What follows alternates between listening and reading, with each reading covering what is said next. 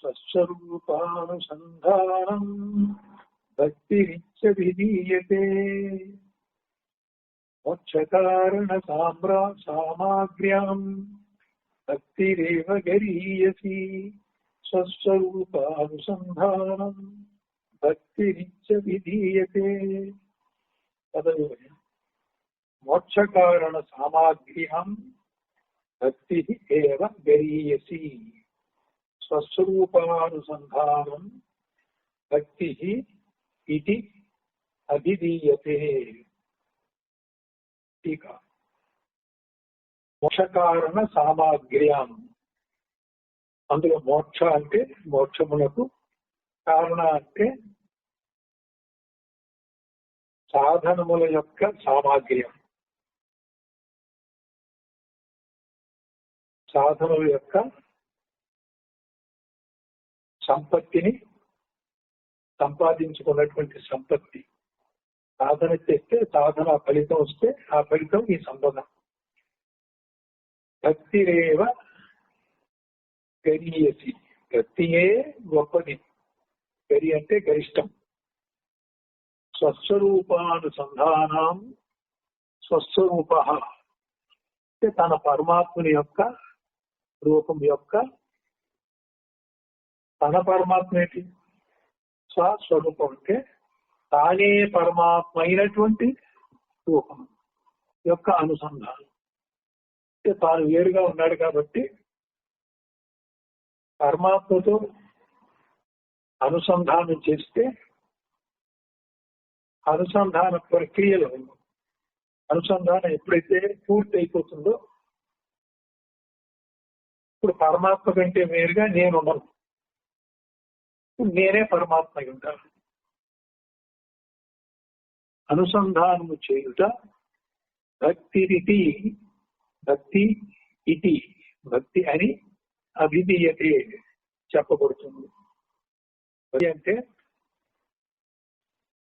వేరుగా ఉన్నటువంటి వాడు తాను భగవంతుడు అయ్యింది కూడా భగవంతుడు కాదు అనేటువంటి ఉద్దేశంతో భగవంతుడిని సన్నిధానానికి తెచ్చుకొని, లేక భగవంతుని యొక్క సన్నిధానానికి వెళ్ళి ఆ భగవంతుడితో అనుసంధానం చెయ్యాలి. చేయటం వల్ల భక్తుడు భగవంతుడు కలిపి ఒకటే అవుతారు. ఆ ఒకటైన దాంట్లో భక్తుడు వేరుగా ఉండడు. భక్తుడు భగవంతుడిలో విలీనమై భగవంతుడు మాత్రమే ఉంటాడు. అది అజ్ఞానంలో, భేదభావంలో తాను భగవంతుడు అయ్యుండి కూడా నేను భగవంతుని కాదు, భగవంతుడితో అనుసంధానం చేసి భగవంతుడిగా మారాలి అనే ఉద్దేశంతో భక్తి అనేటువంటి యోగాన్ని, అభ్యాసాన్ని చేస్తూ ఉన్నారు. వేదాంత పదకొశిలో 19వ పేజీ భక్తి రహస్యం. భక్తి అంటే అక్కడ నిర్వచనం ఇచ్చారు. అఖండమై ఉన్న సత్య వస్తువు అది ఒకటే ఉంది, తప్ప రెండోది లేదు. కానీ భ్రాంతి వలన నానాత్మముగా గోచరించి అనేక జీవులుగా గోచరించింది, అనేక నామరూపాల ప్రపంచంగా కూడా గోచరించింది. అనేక నామరూప ప్రపంచాలు ఈ నేనుకి, జీవుల్లో ఉన్నటువంటి నేనుకి విషయమైంది. ఆ విషయాన్ని విషయీకరించుకుంటే అది విషయ జ్ఞానం అయింది. తాను భగవంతుడై ఉండి విషయాన్ని విషయీకరించుకోవడం కారణంగా తాను విషయాకారం చెందాడు, కానీ భగవంతుడు అనేది మరిచిపోయాడు. భగవంతుడని మరవటం తమోగుణ ఆవరణ. విషయాకారం చెంది విషయమే తానైనది. శరీరం అనే విషయాన్ని విషయాకారం చెంది శరీరమే నేననేది ఈ మాదిరిగా జరగటం విక్షేపం. ఇప్పుడు భక్తి వల్ల ఏమవుతుందంటే విక్షేపం తొలగి అనుసంధానం చేస్తూ ఉంటే ఆవరణ కూడా తొలగి తానే భగవంతుడు అవుతాడు. దీనికి ఇలా అవడానికి చేసేటువంటి ప్రక్రియ భక్తి అంటారు. ఇక్కడ ఏం చెప్పారంటే అఖండమై ఉన్న సత్య వస్తువు భ్రాంతి వలన నానాత్మముగా గోచరించుతుండగా విభక్తమైనటువంటి వ్యష్టి జీవుడు అంటే భగవంతుడి కంటే వేరుగా ఉన్నాడనేటువంటి భావనలో భ్రాంతిలో ఉన్నటువంటి వ్యష్టి జీవుడు తిరిగి సమిష్టి రూపమైనటువంటి భగవంతుని యందు స్నేహభావముతో దగ్గరయ్యి, స్నేహభావం అంటే సఖ్యభక్తి. సఖ్య అంటే దాసుడు అన్నప్పుడు భక్తులు నవవిధ భక్తులని 9 రకాలు ఉన్నాయి. సఖ్యభక్తి, దాసుడు. సఖ్యభక్తి అంటే అర్జునుడు కృష్ణుడితో స్నేహం చేసినటువంటి భక్తి అన్నమాట. ఏదైనా స్నేహము అనేటువంటిది దగ్గర చేస్తుంది, భగవంతుడికి అతి సన్నిహితంగా తీసుకెళ్తుంది. అటువంటి స్నేహభావముతో దగ్గరయ్యి ఆ భగవంతుడి దగ్గరికి వెళ్తే భగవంతుడి యొక్క గుణాలు ఏంటి? సంతోషము, ఆనందం కూడా ఉంది. కాబట్టి సుఖమునందుకను భక్తి అంటారు. భగవంతుడి యొక్క భగము అంటే 6 భగములు ఉన్నాయి, 6 గుణములు ఉన్నాయి. భగములు అంటే 6 గుణములు.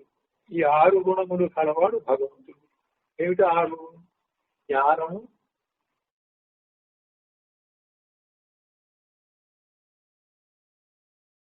జ్ఞానము, వైరాగ్యము, ఆనందము, ఐశ్వర్యము, స్త్రీ, యశస్సు. ఈ 6 భగములు అంటారు. కొరక చూస్తే ఈ 6 కళ్యాణ గుణాలు. ఈ 6 కళ్యాణ గుణాలు ఉన్నవాడు షడ్గుణైశ్వర్యుడు. కాబట్టి షడ్గుణైశ్వరుడన్నా భగవంతుడన్నా ఈ 6 ఉండటం అన్నమాట. ఈ 6లో ఈ భక్తుడు భగవంతుడితో అనుసంధానం అయినప్పుడు, భగవంతుడితో ఐక్యతా సిద్ధి పొందినప్పుడు, భగవంతుని యొక్క లక్షణాలు భక్తుడికి కూడా సంక్రమించినప్పుడు అతడు జ్ఞానంతో, జగత్తు మిథ్య అనేటువంటి భావనతో, మిథ్యాభావంతో వైరాగ్యం, ఆ మిథ్యాభావమే పరమ వైరాగ్యంగా, ఆనందంగా, యశస్సు అంటే వ్యాపకమైనటువంటి ప్రకాశాన్ని యశస్సు అంటారు. పరమాత్మ ప్రకాశం ఏదైతే వ్యాపకమైందో, కీర్తి ఎలా వ్యాపిస్తుందో అలా వ్యాపకమైనటువంటి స్థితి యశస్సు. స్త్రీ అంటే మంగళకరము. ఇక్కడ మంగళం అంటే మోక్షదాయకము. భగవంతుడితో ఐక్యతా సిద్ధి పొందడమే మోక్షము. ఈ విధంగా 6 గుణాలు భగవంతుడిలో ఉన్నవి. భక్తుడు అనుసంధానం కాగానే భక్తుడికి కూడా 6 గుణాలు సంక్రమిస్తాయి. అప్పుడు భక్తుడు సుఖంగా, ఆనందంగా ఉంటాడు. ఈ ఆనందం బ్రహ్మానందమే తప్ప మామూలు విషయానందం కాదు. ఈ విధంగా భ్రాంతి రహితమై అఖండ సహజ స్వరూపమైనటువంటి పరమాత్మ లక్షణముగా ఈ భక్తుడు ఉండి భ్రాంతి పోయింది. భ్రాంతి పోవడం అంటే ఏంటండి? నేను భగవంతుడి కంటే వేరుగా ఉన్నాను అనేది భ్రాంతి. తనను భగవంతుడే ఉన్నాడు, భగవంతుడు తప్ప అన్యము లేదు. అన్యము తోచటమే విక్షేపం. కాబట్టి అన్యము తోచటం అనేది ఆగిపోతే విక్షేపం పోయినప్పుడు అనుసంధానం తేలికవుతుంది. అనుసంధానం పరిపూర్ణం అవ్వగానే ఆవరణ కూడా తొలగి తానే భగవంతుడు అవుతాడు. భక్తి ప్రపత్తి అని కూడా అంటూ ఉంటారు. భక్తి ప్రపత్తులోని మనం సాధారణంగా వాడతాం. ఈ ప్రపత్తి కూడా భక్తికి సంబంధించింది. భగవంతునిపై విశ్వాసంతో వ్యష్టిగా తనకున్నటువంటి భారాలు, బాధ్యతలన్నీ కూడా భగవంతుని మీద పడేసి ఆయనకి శరణాగతి ఉంది. ఏదొచ్చినా కానీ నేనేమి చేయలేదు, నాకేమీ రాలేదు, అంతా భగవంతుడే. కాబట్టి సుఖం వచ్చినా దైవేచ్ఛ, బాధలు వచ్చినా దైవేచ్ఛ. బాధలు వచ్చినప్పుడు కుంగిపోవడం లేదు, సుఖం వచ్చినప్పుడు పొంగిపోవడం లేదు. కాబట్టి ఈ ప్రపత్తి అనేది ఒక శరణాగతి. ఎటువంటి శరణాగతి అంటే నేను లేకుండా, నా కర్తృత్వం లేకుండా, నా భోక్తృత్వం లేకుండా అన్నిటికీ అతనే కర్త, నాహం కర్త హరిహి కర్త అన్నట్టుగా అన్నిటికీ భగవంతుడే కర్త. ఆయన యొక్క లీలా విలాసం, ఆయన క్రీడలో నేను ఒక పాత్రధారిని, ఆయన ఇచ్చ ప్రకారం నేను నడుచుకుంటున్నాను అని భగవంతుని మీద ప్రేమతో, భక్తితో అంతా ఆయన ఇచ్చి వదిలేసి నువ్వు నీ పరంగా ఏ బరువు బాధ్యత లేకుండా సుఖంగా ఉండటాన్ని ప్రపత్తి అంటారు. దీనివల్ల భక్తుడు నిశ్చింతగా ఉంటాడు. ఏది జరిగినా ఏమి చేసినా జరిగేది నీ ఇచ్చే, ప్రభు యొక్క ఇచ్చే అన్నట్టుగా దాన్ని ప్రపత్తి అంటారు. కనుక ఇక్కడ భక్తి అనేటువంటి మాటని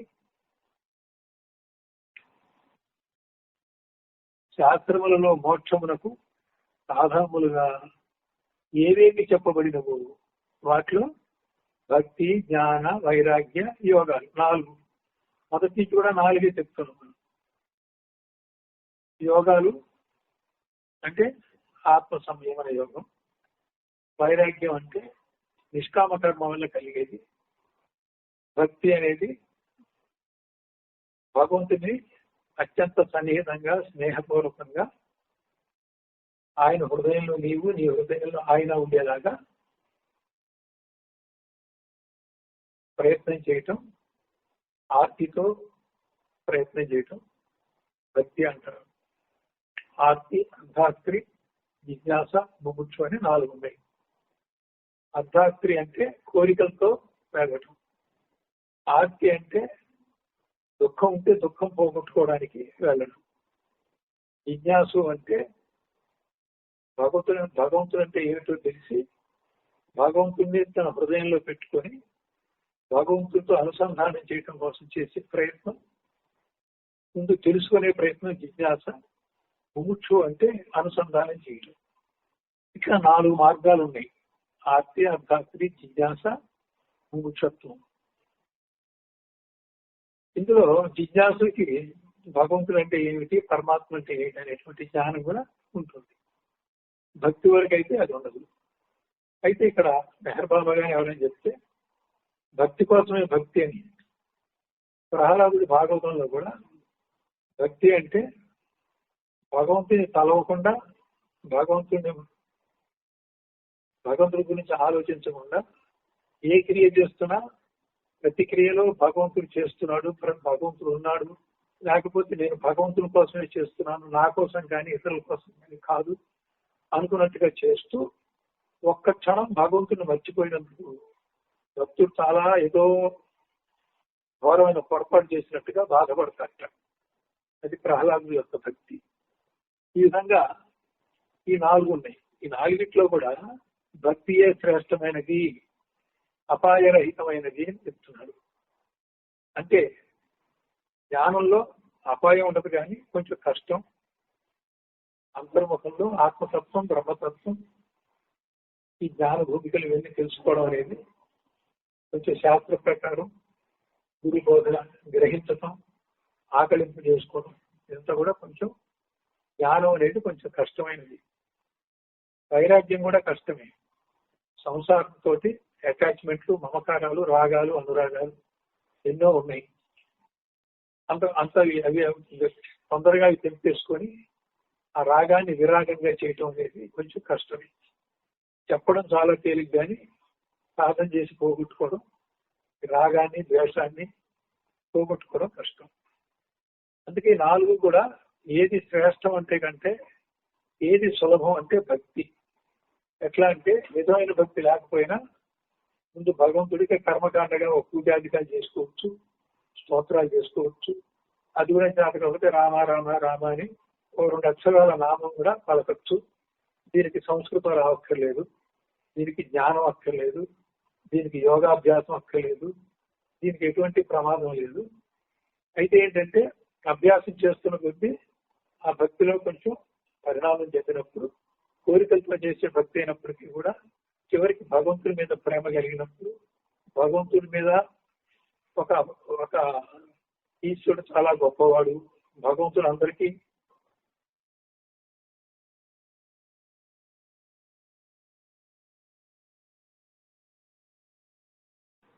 గురుగారండి ఏదో ప్రాబ్లం వచ్చిందండి, మీది వినపట్టలేదు. వినపట్లేదా? వినిపించడం లేదండి, ఏదో సమ్ ఆగిపోయింది. మళ్ళీ ఒకసారి రీజాయిన్ అవుతారా? ఆగిందా? ఓకే, మళ్ళీ ఒకసారి జాయిన్ అవుతారా?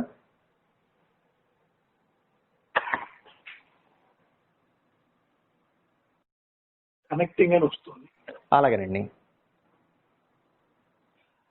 వచ్చేసారండి. వచ్చింది కదా.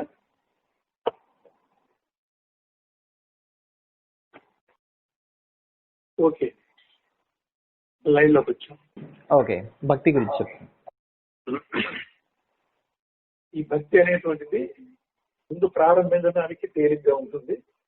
కోరికలతో చేసినప్పటికీ, ప్రసాదం మీద భక్తి అయినప్పటికీ, సమిష్టిగా భజనాలన్నీ చేయటానికి ఒక ఉత్సాహంతో చేసినప్పటికీ రాను రాను భగవంతుల్లో ఒక ప్రేమ గాని, ఒక ఔన్నత్యం గాని, ఒక గౌరవం గాని ఏదో ఒకటి ఏర్పడినప్పుడు ఆ భగవంతుణ్ణి మనం అంత మర్చిపోయేలాగా అప్పటికే రాకపోయినప్పటికీ కర్మకాండగా చేసే భక్తిలో నుంచి ముందు మానసిక భక్తి, తర్వాత హృదయపూర్వక భక్తిగా మారే అవకాశం ఉంది. కాబట్టి చెప్పినప్పుడు భక్తి కోసమే భక్తి, భగవంతుడి కోసమే భక్తి, నా కోసం కాదు. ఎవరైనా ప్రేమించిన వాళ్ళు ప్రేమ కోసం ప్రాణత్యాగం కూడా చేస్తారు.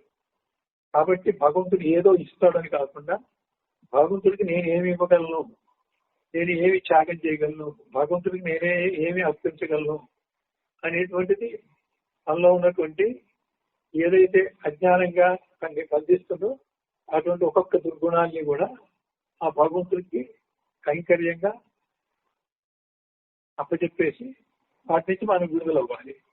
కొంచెం జ్ఞానంతో కూడిన భక్తి ఎప్పుడైతే వస్తుందో ఆ భక్తిలో కొన్ని మెట్లెక్కి బాహ్య భక్తి నుంచి అనన్య భక్తికి, అనన్య భక్తి నుంచి ఏకాంత భక్తికి, ఏకాంత భక్తి నుంచి ఇంతవరకు ఉన్నది గౌణ భక్తి, ఈ గౌణ భక్తి నుంచి ముఖ్య భక్తికి, ముఖ్య భక్తి దాకా వచ్చేసరికి భగవంతుడిని ఎదురుమొదరుగా చూసేంత వరకు, భగవంతుడితో మాట్లాడేంత వరకు వస్తుంది.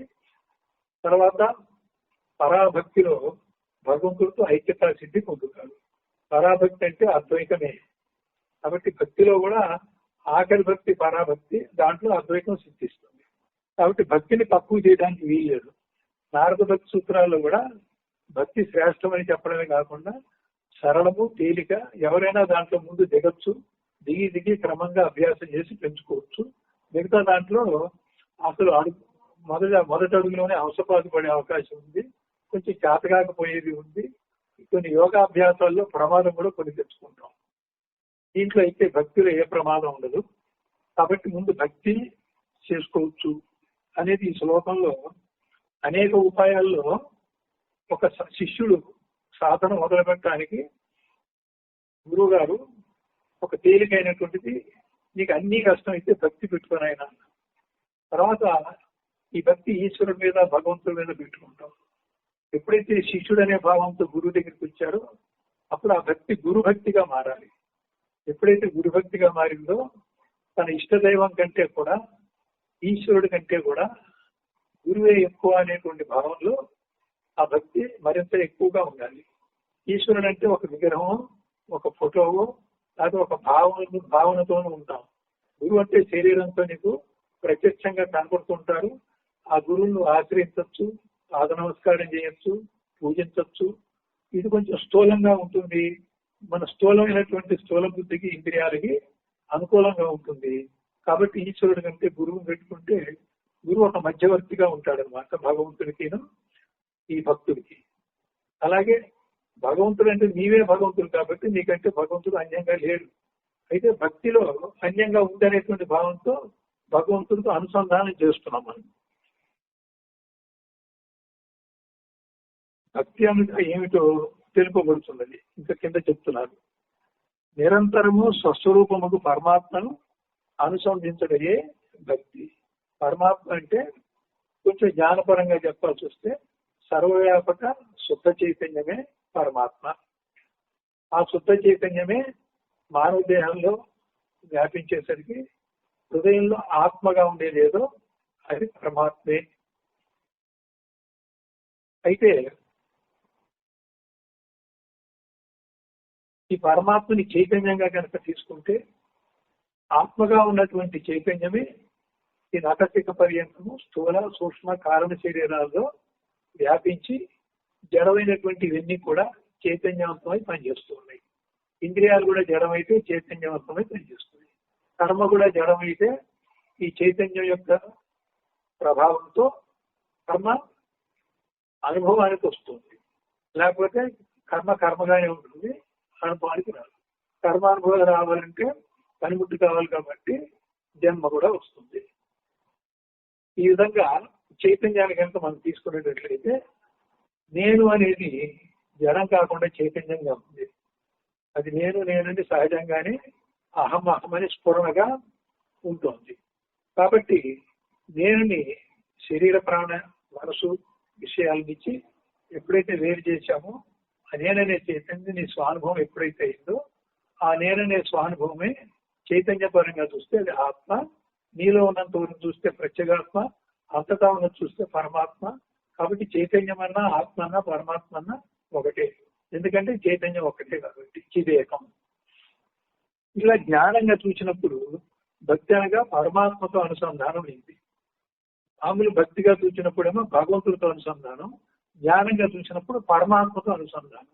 పరమాత్మతో అనుసంధానం చేసినప్పుడు నేనులో ఉన్న చైతన్యము పరమాత్మ, చైతన్యంగా ఉన్న పరమాత్మ రెండు చైతన్యాలు లేవు, రెండు ఒకటే.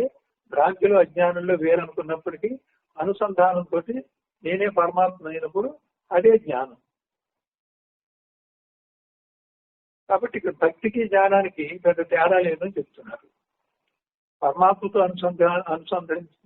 అనుసంధించుటయే భక్తి అని ఆత్మజ్ఞులతో చెప్పబడుతున్నది.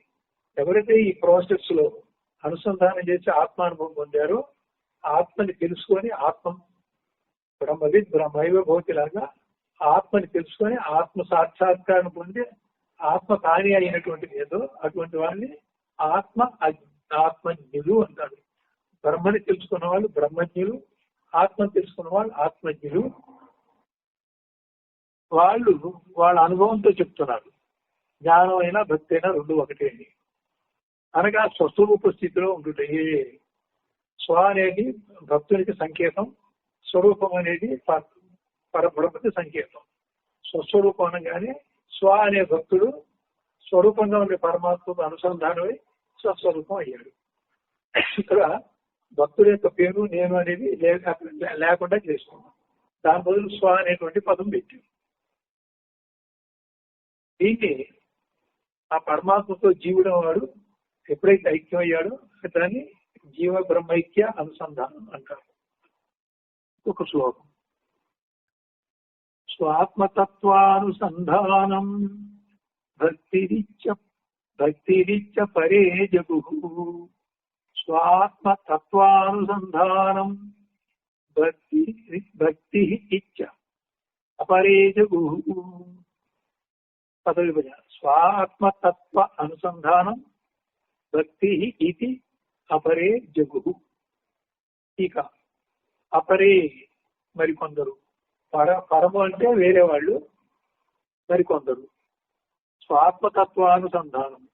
కొంతమంది ఏమంటున్నారంటే ఆత్మతత్వ సంధానము అంటే నీ ఆత్మని సర్వత్రా ఉన్న పరమాత్మని తత్వంగా చూస్తే రెండు ఒకటి. అప్పుడు స్వ ఆత్మ అయింది. తన యొక్క తత్వం, నేనులో ఉన్నటువంటి తత్వము పరమాత్మలో ఉన్నటువంటి తత్వము రెండు ఒకటైనప్పుడు, పరమాత్మ తత్వంతో అనుసంధానం అయినప్పుడు, తానే పరమాత్మ అయినప్పుడు తత్వరూపంగా చూస్తే రెండు ఒకటైంది. అంటే లక్ష్యార్థంలో తత్వాన్ని పట్టుకున్నప్పుడు ఒకటైంది, వాచ్యార్థంలో చూస్తే అది వేరు వేరుగా ఉంది. ఇప్పుడు జలము వేరు, మంచుగడ్డ వేరు, ఆవిరి వేరు. జలతత్వంగా చూస్తే మంచుగడ్డలో ఉన్నది జలతత్వమే, జలములో ఉన్నది జలతత్వమే, ఆవిరిలో ఉన్నది జలతత్వమే. తత్వంగా చూసినప్పుడు మూడు ఒకటైనవి. ఇది లక్ష్యార్థం. అప్పుడు వాచ్యార్థాన్ని వినవాలి. వాచ్యార్థం అంటే గల రూపము, ద్రవ రూపము, వాయు రూపము మూడు వాక్యార్థం వదిలితే అప్పుడు మంచుగడ్డ, జలము, ఆవిరి మూడు సమానమే, మూడు ఒకటే. తత్వంగా చూసినప్పుడు ఒకటే. తత్వ నిశ్చయం యొక్క అనుసంధానం, తత్వ నిశ్చయం యొక్క అనుసంధించుట స్వాత్మ విచారణ భక్తిరితి జగు. దీనిని ఇతి అంటే దీనిని భక్తి అని, జగు అంటే పలికిరి. పెద్దలు చెప్పారు. ఎవరు? ఆత్మజ్ఞులు చెప్పారు. ఆత్మజ్ఞం తనలో ఆత్మవిచారణ దృఢముగా చేయుటయే భక్తి అని మరికొందరి అభిప్రాయం. భక్తి అంటే ఇన్ని రకాలు ఎందుకు చెప్తున్నారంటే, సాధారణంగా భక్తి అంటే మనందరికీ కూడా ఒక అభిప్రాయం ఉంది. ఊళ్ళోకి వెళ్తాం, కొబ్బరికాయ కొట్టడం, ప్రసాదం ఇచ్చుకోవడం, మెట్ల మీద కూర్చోవడం, మొక్కలు కొట్టుకోవడం, తినడం, అక్కడ కలిసి కూర్చోవడం, అక్కడ మరి ధ్యానం చేయరు, భగవంతుడి మీద ఏకాగ్రత పెట్టరు, శ్రద్ధ పెట్టరు. ఇవన్నీ కూడా మనం కొన్ని చెయ్యం, కానీ చెయ్యాలి. కాబట్టి ఈ భక్తి జ్ఞానానికి మార్గం. తెలిసి చేసే భక్తి జ్ఞానమే అవుతుంది. అంటే భక్తి అంటే ఏంటి, భగవంతుడు అంటే ఏంటి, నేనంటే ఏంటి, ఈ భక్తి అసలు ఎందుకు, భగవంతుడితో ఐక్యం అవడానికా, కోరికలు తీర్చుకోవడానికా, అసలు ఒక ఉన్నాడా, ఆయన కోరికలు తీరుస్తాడా, మన ప్రారంభం ప్రకారం జరుగుతుందా, భగవంతుడు తీరిస్తే అవుతుందా, ఇన్ని రకాలు ఉన్నాయి. అయితే ఏంటంటే ఆ విషయాన్ని, ఆ కోరికల్ని, ఆ మొక్కుల్ని ఆయన తీరుస్తాడనేటువంటిది పక్కన పెడితే, అసలు భక్తి అంటే ఏంటంటే భగవంతుడి కంటే దూరంగా ఉన్నవాడు మళ్ళీ భగవంతుడితో దగ్గరై అనుసంధానం చేసి ఐక్యత పొందడమే భక్తి అనే అర్థం తీసుకున్నప్పుడు జ్ఞానపరంగా మనం చేయాల్సింది ఇదే కానీ మిగతావన్నీ కూడా దానికి ఆటంకం ఉంది. ఎందుకు ఆటంకం అవుతాయంటే, భక్తి హృదయపూర్వకంగా ఉన్నప్పుడే ఈ పరమాత్మ అనుసంధానం జరుగుతుంది. హృదయపూర్వకంగా ఉండాలంటే ఒక కారణంతో కూడిన భక్తి కాకూడదు. కారణం అంటే కోరికలతో కూడిన భక్తి అన్నమాట. అప్పుడు కోరికలతో కూడిన భక్తి మానసికం అవుతుంది. కోరికలు లేని భక్తి, భక్తి కోసమే భక్తి అన్నప్పుడు హృదయపూర్వకం అవుతుంది. హృదయపూర్వకమైనప్పుడే అనుసంధానం సాధ్యం.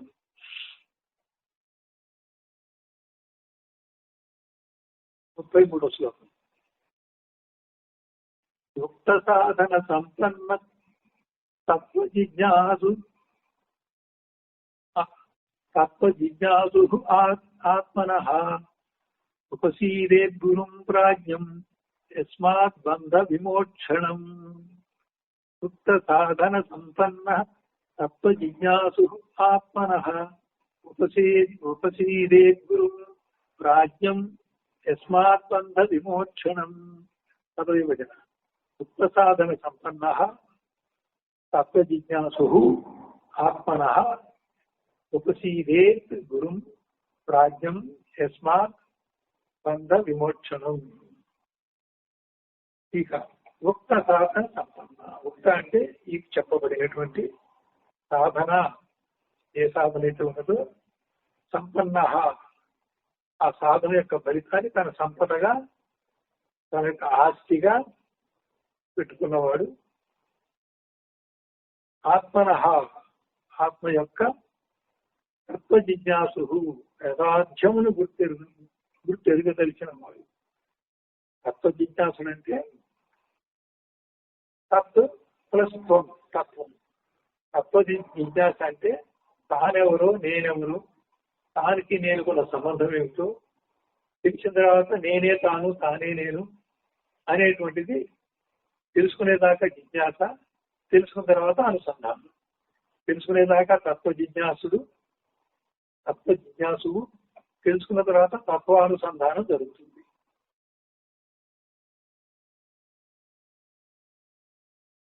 గుర్తెరుగదలిచిన వాడు యస్మాత్ ఏ సద్గురుని వలన బంధ విమోక్షణం, ఏ సద్గురు వలన బంధం నుంచి విముక్తం అవుతాడో, సంసార రూప బంధ విమోచనం. సంసారం అంటే మనకు మనం అజ్ఞానం చేత పెట్టుకున్నటువంటి బంధం. ఈ బంధం ఎలా ఉంటుందంటే,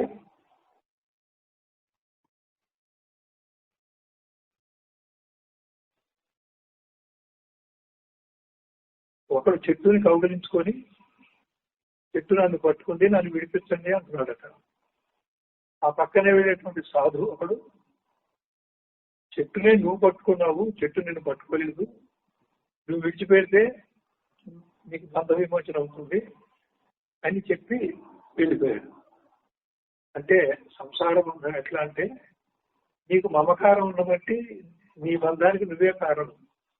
మమకారం లేకపోతే దుఃఖం ఎక్కడిది? అలాగే కొన్ని కోరికలతోటి ప్రియం, మోదం, ప్రమోదం అని చెప్పి కొన్ని వస్తువుల ద్వారా నీ సుఖాన్ని నువ్వు కోరుకున్నప్పుడు అది బంధం అయింది. ఏ వస్తువుల ద్వారా నీకు బాధ కలిగిందో నష్టం కలిగిందో దాని మీద ప్రియం బదులు అప్రియం కలిగింది. ఆ విధంగా ద్వంద్వాలు రెండు కూడా ప్రియంబోధం ప్రమోదం కిందే ద్వంద్వాలు రెండు కూడా వస్తాయి. ఒక రకంగా సానుకూలమైనటువంటిది, మరొకటేమో సానుకూలం కానటువంటిది. సానుకూలమైంది కూడా బంధమే, సానుకూలం కాదని వ్యతిరేక భావం ఇచ్చినా కూడా అది బంధమే. మిత్రుల మీద, పిల్లల మీద, భార్యాభర్తల మీద, ఆస్తి మీద ఏ రకమైనటువంటి అపేక్ష ఉన్నా అది బంధమే. శత్రువు ఎవరైనా ఉంటే అతని క్షమించి వదిలేయకుండా ఆ పగని గుర్తు పెట్టుకున్నప్పుడు అప్పుడు అది కూడా బంధమే. కాబట్టి బంధం అనేది రాగము బంధమే, ద్వేషం కూడా బంధమే, స్నేహము బంధమే, శత్రుత్వం కూడా బంధమే. ఈ బంధం అనేది మనకి తెలియక ఒక అజ్ఞానంతో, పాత అలవాటుతో, పాత జన్మజన్మల నుంచి వచ్చినటువంటి ఒక వ్యసనంతో లోకం అంతా ఇలాగే ఉన్నారు కాబట్టి నేను అలాగే ఉండాలని పైగా పెద్దలు చెప్తారు, తల్లిదండ్రులు కానీ తాతలు కానీ, చక్కగా తీయటి బంధం ఉండాలి, సంసారం స్వర్గంగా ఉండాలి, రాగాలు అనురాగాలు ఉండాలి. అంతేగాని అని కొంచెం బంధాలని పూర్వకాలం నుంచి ఉమ్మడి కుటుంబాలు ఉండి ఈ బంధాలను కూడా పెంచుకున్నారు. ఇవాళ బంధాలు వైరాగ్యం చేత కానీ జ్ఞానం చేత కానీ బంధం తెచ్చుకోలేదు, కానీ స్వార్థం పెరిగి బంధం తెచ్చుకొని వేరింటి కాపులు పెట్టుకుంటున్నారు. కాబట్టి ఏదైనా కానీ అది బంధమే అయింది. సంసారము అంటే ఇది వేదాంత పదకోశ దిశగా 48వ పేజీ. విషయాసక్తి వలన విషయములను స్వీకరించుతూ క్రియలను చేయుతూ సాగించుతూ ఫలితములను అనుభవించుట, చచ్చుట పుట్టుట అనేది చక్ర భ్రమణమును సంసారముందురు. విషయాసక్తి ఉన్నప్పుడు విషయాల్ని మనం ఆ విషయంతో కూడిన అనుభవంతో తాదాత్మ్యత చెందుతాం. ఏ విషయంతో ఏ అనుభవాన్ని మనం ఆశించి ఆసక్తితో విషయీకరించుకుంటామో అప్పుడు ఆ విషయమే నేనవుతాను. అప్పుడు అది బంధం ఉంటుంది. ఇలాంటి బంధాలు ఎన్ని రకాలుగా చెప్తారో ఇదంతా కంటే సంసారం. సుఖ దుఃఖాలకి కారణంతో నాది నేను ఇతరము అనే విభజనతో బంధం ఎక్కడొచ్చింది? అందరూ సమానం అంటే లేదు. నేను వేరు, నాది వేరు, నేను వేరు, నా వాళ్ళు వేరు. కొంచెం బయటికి వెళ్తే నా వాళ్ళు వేరు, పరాయి వాళ్ళు వేరు. ముందు పరాయి వాళ్ళని కట్ చేస్తారు, తర్వాత నేను నా వాళ్ళు ఒకటే అంటారు. స్వార్థం ఎక్కువైనప్పుడు నీ వాళ్ళతో ఇబ్బంది వచ్చినప్పుడు నేనే ముఖ్యం, నా వాళ్ళు అక్కర్లేదంటారు. ఈ విధంగా ఈ విభజన దృష్టి ఏదైతే ఉందో అదే సంసారం. ఆశామోహముల కారణంతో విభజన ఎందుకు వస్తుంది? ఒక చోట ఆశించినప్పుడు అక్కడ దొరికితే అదొకటి, ఒక చోట ఆశించినప్పుడు దొరకకపోతే అదొకటి. ఇట్లా ద్వంద్వాలు రెండు రకాలు వస్తున్నాయి. ఆకలి, నిద్ర, భయం, మైథునము ఈ క్రియల వల్ల, ఆ క్రియల యొక్క ఫలితం వల్ల అనుకూల వ్యతిరేక భావాలను అనుభవించటమే సంసారం అంటారు. సంసారం అంటే కుటుంబం వరకే కాదు. వాళ్ళు బస్సులో ప్రయాణం చేస్తే సీటు కోసం తోటి ప్రయాణికుడితో గొడవ ఇచ్చినప్పుడు కూడా సంసారమే. కండక్టర్ దగ్గర చిల్లర గొడవ వచ్చినా కూడా సంసారమే. ఆఫీసులో కూడా పై వాళ్ళతో కింద వాళ్ళతో కొంచెం ఎక్కువ ప్రేమ ఉన్నా, కాకపోతే కొంచెం వైరుధ్యాలు ఉన్నా, ఒక సర్దుబాటు ఉన్నా అదంతా కూడా సంసారమే. అసలు శిష్యులు గురువు కూడా అసంగంగా ఉండాలి. శిష్యుడు మాత్రమే గురువుని ఆశ్రయించాలి. శిష్యుని ఆర్తి బట్టి గురుకు కృప కలిగి శిష్యుడిని ఉద్ధరించాలి. కానీ సంగత్వం గురువు వైపు నుంచి లేదు. దాని బదులు ఆప్తకామత్వం, ఆర్తత్రాణ పారాయణత్వం గురువులో ఉంటుంది. శిష్యుడు మాత్రం ద్వైత భావంలో ఉన్నాడు. గురువు యొక్క సహాయం కావాలి. అయ్యా మీరు తప్ప నన్ను బయటపడేసేవాళ్ళు లేరని పూర్తి శరణాగతిగా ఉండాలి. కాబట్టి ఒక గురువు కూడా ఈ శిష్యుడు నా శిష్యుడు అనుకుంటే అతను కూడా గురువు కూడా అంతటి జ్ఞానం లేకపోతే అతను కూడా సంసారం ఉన్నట్టే. ఇంట్లో సంసారం పోయింది, శిష్యులతో సంసారం పెరిగింది. ఇలా కూడా ఉంటుంది. అలా ఉన్నప్పుడు నా శిష్యులు మీరు బట్టి వెళ్ళిపోయారు, ఆ గురువు గారు నా శిష్యులు తీసుకెళ్లారు, నా శిష్యుడు ఇంకో గురువు పట్టుకెళ్ళిపోయాడు అని ఆ గురువులో ఉండేటువంటి మనస్పర్ధలు ఏమిటో ఉన్నాయో అది ఆ గురువు జ్ఞానులైన గురువు గారు ఉండకూడదు అని ఉన్నాయనుకుంటే అది కూడా సంసారమే. ఈ విధంగా ఎక్కడెక్కడ వ్యవహారాలు మనం స్వయంకృతంగా పెట్టుకున్నాము దాన్ని విడుదల చేసుకోలేకపోవడానికి మనం అశక్తులము, అదంతా కూడా మనం స్వయంకృతంగా పెట్టుకున్నటువంటి బంధము. ఈ బంధాన్ని సంసారం అంటారు. సంసరణ అంటే ఒక ఉపాధి నుంచి మరొక ఉపాధికి జీవుడు పునర్జన్మలో మారటాన్ని, ఒక ఉపాధి నుంచి నిర్గమించి మరొక ఉపాధిలో ప్రవేశించడాన్ని సంసరణ అంటారు. కాబట్టి జననమరణ చక్రంలో ఈ సంసరణ అనేటువంటిది ఉపాధి యొక్క మార్పిడితోటి చొక్కా ఇవ్వడం, చొక్కా దొడుక్కోవడం, చొక్కా విప్పడం, చొక్కా దొడుక్కోవడం అనేది ఏదైతే ఉందో ఇది చెప్పు లేకుండా తగ్గిపోతుందో ఈ జననమరణ చక్రం కూడా సంసరణ. దీనికే సంస్కృతి అని పేరు, దానికే సంసారం అని పర్యాయపదం. కాబట్టి ఈ సంసారాన్ని ఈ విధంగా మనం స్పష్టంగా అనేక రకాలుగా ఆలోచించి ఈ సంసార బంధం విడదీయాలి. గురువు గారు విడదీస్తారు అంటే నువ్వు కొంత సాధన చేసి కొంత విడుదలవటాన్ని నీ వంతు ప్రయత్నం నువ్వు చేసి నీ శక్తి చాలనప్పుడు గురువు సహాయం చేస్తారు. అంతా గురువే చేస్తారు, నాదేం లేదని అలా కూర్చున్నా కూడా గురువే చేస్తారు. మొత్తం ఏమీ చేయకసలు మొత్తం గురువే చేస్తారు. అలా అన్నా కూడా గురువే చేస్తారు. కొంత నీది కొంత గురువుదంటే మాత్రం అవ్వదు. అంతా నీదైతే పురుష ప్రయత్నం, అంతా గురువుదైతే శరణాగతి, కొంత గురువుది కొంత నాది అంటే అప్పుడు మన కర్మ మన బంధమే. గురువు విడదీయలేదు. పూర్తిగా శరణాగతి అయితే గురువు సమర్థుడే.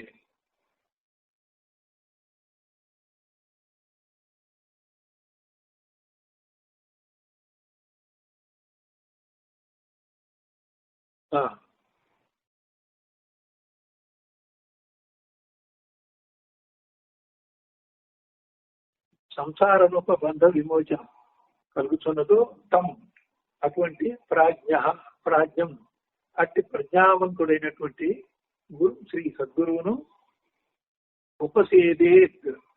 ఉప అంటే సమీపం, ఉపసేదేత్ అంటే సమీపించవలను.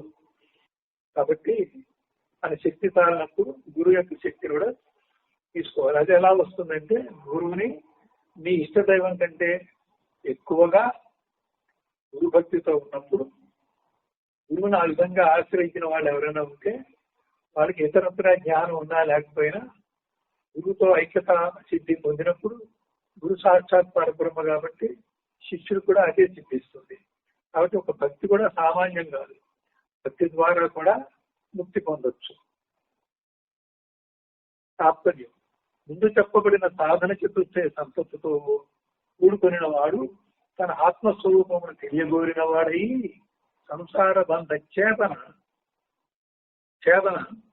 దక్షుడును ప్రజ్ఞాని జీవకు దేశిక స్వామిని సమీపించవలను.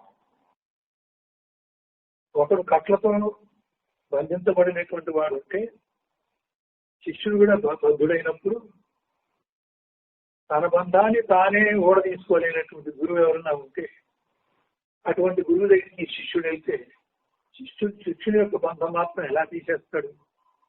కాబట్టి ఇక్కడ ఏం చెప్తున్నారంటే గురువు అటువంటి బద్ధుడు కాదు.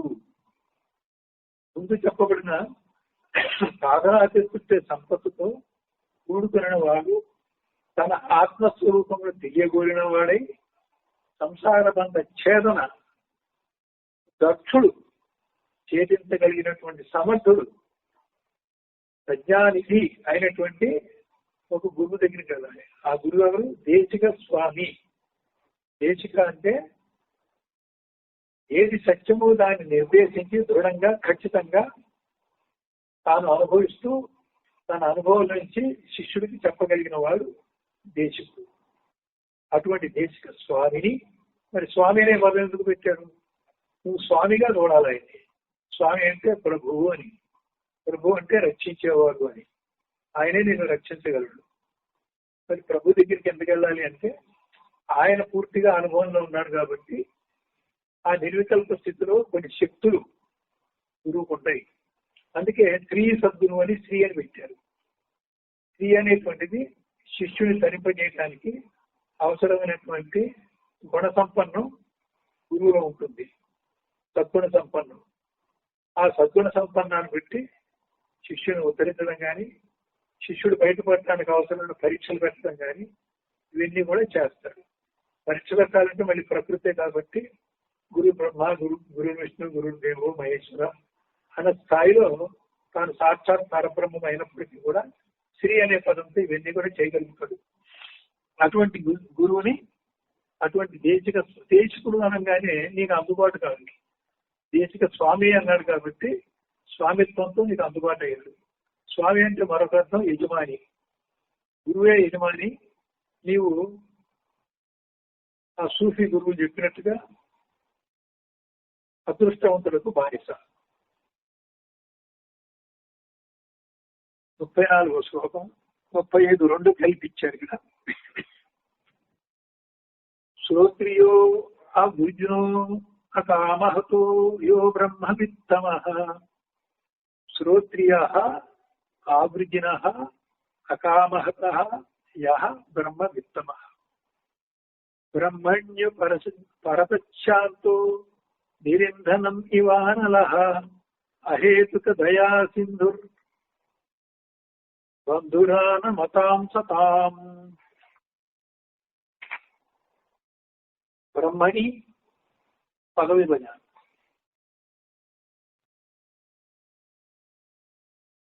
బ్రహ్మణి ఉపరతః శాంతః నిరింధనః ఇవ అనలః. అహేతుక దయాసింధుః బంధుః ఆనమతాం సతాం. ఇక యః ఏ సద్గురుడైతే ఉన్నాడో, శ్రోత్రియః శృతులు వేదాలు దాంట్లో చెప్పిన ప్రకారంగా అనుష్ఠానం చేసి ఆ శృతిలోని ప్రమాణంగా నిర్ణయంగా చెప్పిన బ్రహ్మత్వాన్ని అనుష్ఠానంతో తానే ఆ బ్రహ్మస్వరూపం అయి ఉన్నాడో, లేక బహుశ్రుతుడో, ఆవృజినః పాపరహితుడో, అకామతః కామము చేత బంధము లేనివాడు, బ్రహ్మవిత్తమః బ్రహ్మవిధులకల్లా ఉత్తముడు, బ్రహ్మ విద్వరుడు శ్రేష్ఠుడు, బ్రహ్మణి పరబ్రహ్మయందు ఉపరతః సుఖించిన వాడు. ఇక్కడ ఉపరతికి ఎందుకు వచ్చాడు గురువు? తానైనటువంటి ఆనంద స్వరూపం అయితే శిష్యుడికి అందుబాటు కాదు. శిష్యుడికి అందుబాటు అవడానికి త్వమరూపంలోకి దిగినప్పుడు ఉపరతి ఉంటుంది. తద్రూపంలోనేమో ఉపరతి ఆత్మరతిగా స్వయంరతిగా ఉంటుంది. నిరంధన కట్టెలు లేని అనల అగ్ని ఇవ వలె శాంత శమనశీలుడు, ఆనమతాం నమస్కరించినటువంటి, నమత అంటే నమస్కారం, ఆనమత అంటే ఆ నమస్కారం తోటి ఏ శిష్యుడైతే నమస్కరిస్తున్నాడో అక్కడ ఆ అనే పదం ఎక్కడైతే వచ్చిందో అది తన మీద అప్లై చేయాలి. ఆ నమతం, ఆ శిష్యుడు ఆ రకంగా నమస్కారం చేసినప్పుడు శిష్యుడు నిజంగా ఆ గురుతత్వంలో విలీనమై లేనివాడు అవుతాడు. ఏ గురుకు నమస్కారం పెట్టాడో ఆ గురుతత్వంలో విలీనమై కేవలం నమస్కారం చేత తాను లేకుండా పోతాడు. సపా సత్పురుషులకు బంధువు. సత్పురుషు బంధువు అంటే ఇక్కడ సత్పురుషులతో అనుసంధానమై ఉంటాడు. సత్పురుషులు 10 మంది ఉంటే సద్గురు అనుసంధానమై అంటే అర్థం ఏంటంటే, సత్పురుషుడు ఎవడు? సద్రూపుడు. సద్రూపుడు అంటే ఏంటి? ఏకం సత్. 10 మంది సత్పురుషులు ఉన్నా వాడు ఒక్కడితోనే సమానం. వీడు చేస్తే వాడు 9 మంది చేసినట్టే. ఈ 10 మందిలో ఎవరు చేసినా మిగతా 9 మంది చేసినట్టే. 10 మంది సద్రూపులైనప్పటికీ ఏకం సత్తు కాబట్టి అక్కడ ఒక్కడే ఉంది. ఈ 10 మందిలో మన గురువు గారు చేసినప్పటికీ వేరే సత్పురుషులు చేసినట్టే. వేరే సత్పురుషులు చేసినప్పటికీ నీ గురువు నీకు చేసినట్టే. ఎందుకంటే సత్ అనేటువంటిది సత్పురుషులు 10 మంది ఉండరు. శరీరంతో చూస్తే 10 మంది ఉంటాడు కానీ అనుభవంగా చూస్తే ఒక్కడే. కాబట్టి సత్పురుషులకు బంధువు అనగానే అనుసంధానం అయి ఉన్నవాడు. ఎంతమంది సత్పురుషులతో అందరితో అనుసంధానమై అక్కడ ఏకత్వ స్థితిలో ఉన్నటువంటి వాడు. అహేతుక దయాసింధు, ఆయన కరుణకి ఒక కారణం ఉండదు. కాబట్టి శిష్యులకి ఎక్కువ కానీ, దానం ఇచ్చిన శిష్యులకి ఎక్కువ కానీ, మిగతా వాళ్ళకి తక్కువ కానీ అలా ఉండదు. ఆయన కరుణకి ఒక కారణం, ఒక కొలత అదే ఉండదు. ఆశ లేని గురువు, అరమరిక లేని శిష్యుడు ఉండాలని మా గురువు గారు సుబ్బారావు గారు చెప్తారు. ఆశ లేని గురువు గురుదక్షిణ కోసం కానీ, దేనికోసం కానీ, శుశ్రూష కోసం కూడా ఆశపడ్డు. శుశ్రూష అనేది శిష్యులు వాళ్ళ కోసం వాళ్ళు చేయాల్సిందే కానీ గురువు శుశ్రూష చేయమని అడగడు. ఆయనకి ఏం అక్కర్లేదు. ఆయన శరీరమే నేను కాదనుకున్నప్పుడు ఆ శరీరానికి ఏదన్నా మర్దనా చేయటం కానీ, కాళ్ళు పట్టడం కానీ అనవసరం. ఆయనకి ఏదున్నా కానీ బాధగా ఆయనకి ఉండొచ్చు శారీరకంగా. అయినప్పటికీ శిష్యుల చేత చేయించుకునేంత ఏమీ లేదు అక్కడ. ఎవరైనా గురువు గారు శిష్యుల చేత చేయిస్తున్నారంటే ఆ శిష్యులకి వారికి అదృష్టం అంతే. ఆ అదృష్టం గురువు గారు కలిగిస్తారు కాబట్టి చేయించుకుంటారు. సాధారణంగా వద్దనే చెప్తారు. ఇక ఆయనకు అవసరం లేదు. శిష్యుని యొక్క సాధన కోసం శిష్యుడి చేత శుశ్రూష చేయించుకోవడం ద్వారా శిష్యుడికే మేలు చేకూర్చడం కోసం గురువు అవన్నీ చేయించుకుంటారు. అలాగే శిష్యులు కూడా అరమరిక లేకుండా ఉండాలి అన్నప్పుడు వాళ్ళ సాధనలో ఉన్న చిక్కులన్నీ కూడా కొన్ని రహస్యాలైనప్పటికీ రహస్యంగానే గురువుని ఏకాంతంగా కలిసి తన సాధనలో ఉన్నటువంటి ఒడిదుడుకుల్ని, తన శక్తిని, సామర్థ్యాన్ని, అతని శక్తి లేకపోవడాన్ని, చిక్కుముడి ఉంటుంది అవన్నీ కూడా దాపరికం లేకుండా చెప్పి దాని దగ్గర గురువు దగ్గర ఉపాయం తీసుకొని తన సాధన తాను చేసి గురువు చెవులో అట్లా పడేస్తే గురువుకి ఆ శిష్యుల మీద కృప కలిగితే ఆ చిక్కు గురువు యొక్క శక్తితో తాను విడిపించుకోగలుగుతాడు. అటువంటిప్పుడు గురువు దగ్గర ఏ దాపరికం లేకుండా ఉండాలి.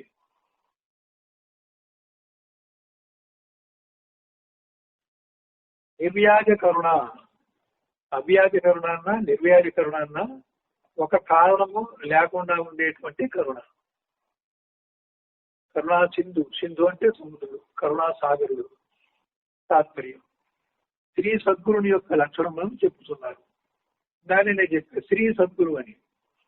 శ్రీ అంటే స్వరూపంలో వచ్చి అనుగ్రహించేవాడు శ్రీ సద్గురువు. సద్రూపంలో ఉండి అనుగ్రహించలేక స్వరూపంలోకి వచ్చి గురువు యొక్క అనుగ్రహంతో త్వముగా ఉన్న శిశువు గురువు ఉపదేశంతో, గురువు యొక్క కరుణతో, గురువు రుచిష్ట భోజనం అన్నట్టుగా గురువు యొక్క అనుభవాన్ని శిష్యుడిలోకి ప్రవేశపెట్టడం ద్వారా శిష్యుడు కూడా తద్రూపుడు అవుతాడు.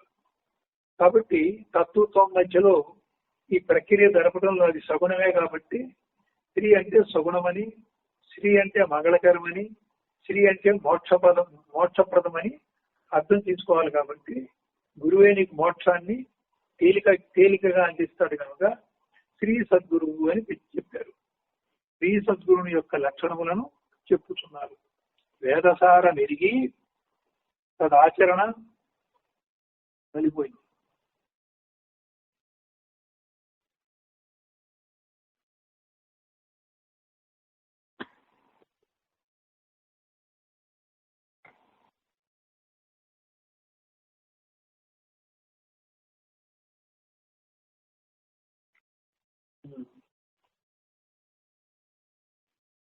వేదసార మెరిగి తదాచరణ దక్షుడును సకల పాప వినిర్ముక్తుడును. సకల పాప అంటే కారణ మహాకారణ శరీరాల నుంచి విడుదలైనటువంటి వాడు సద్గురువు.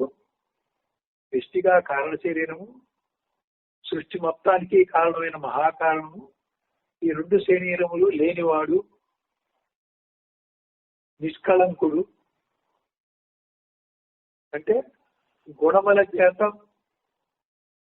ఒక స్వభావాన్ని కలిగి ఉండనివాడు, మూడు గుణములు అనేటువంటి దాంతో ఎటువంటి స్వభావము లేనివాడు, కామములకు లోబడినవాడు, ఎటువంటి కోరికలు లేనివాడు, ఉత్తమ బ్రహ్మవేత్తయు, ఉత్తమోత్తముడు అంటే బ్రహ్మ వరిష్ఠుడును, కట్టెలు లేని అగ్ని వలె, కట్టెలు ఉంటే మండుతాయి, కట్టెలు లేని అగ్ని ఎలా ఉంటుంది? జ్వలించకుండా, అగ్ని అయితే ఉంటుంది కానీ జ్వలించకుండా ఉంటుంది. సమస్త వృత్తులు ఉపశమించు, అగ్ని జ్వలించినప్పుడు వృత్తులు బహిర్గతం అవుతుంది. కట్టెలు లేనప్పుడు అగ్ని జ్వలించకుండా దాదాపు ఆగిపోయే పరిస్థితిలో ఉంటుంది. అంటే అక్కడ చిత్తవృత్తులు అనేటువంటివి వ్యక్తం కానటువంటి స్థితి. సమస్త చిత్తవృత్తులు కూడా ఉపశమించుట చేత శాంతాకారుడై శాంతమూర్తి అయి అలా స్వయం ప్రకాశంతో ప్రకాశిస్తున్నవాడు. ఇదంతా గురువు యొక్క వర్ణన. తనకు నమస్కరించుచుండెడు సత్పురుషులకు బంధువు. ఎవరైతే సత్పురుషులు అటువంటి సద్గురికి నమస్కరిస్తున్నారో ఆ సత్పురుషులందరూ కూడా ఆ సద్గురుతో ఐక్యతా సిద్ధి పొంది ఏకత్వానుభవంలో ఉంటారు. నమస్కరించడం ద్వారా సత్పురుషుల్లో ఉన్నటువంటి వేరు భావన లేకుండా పోయింది. నా మహా అక్కడ వేరు భావన ఉన్నట్టు నేను కానీ వ్యక్తిత్వం కానీ ఆ సద్గురువులో చేరి విలీనమై లేకుండా పోయి ఏకతా సిద్ధి జరిగింది.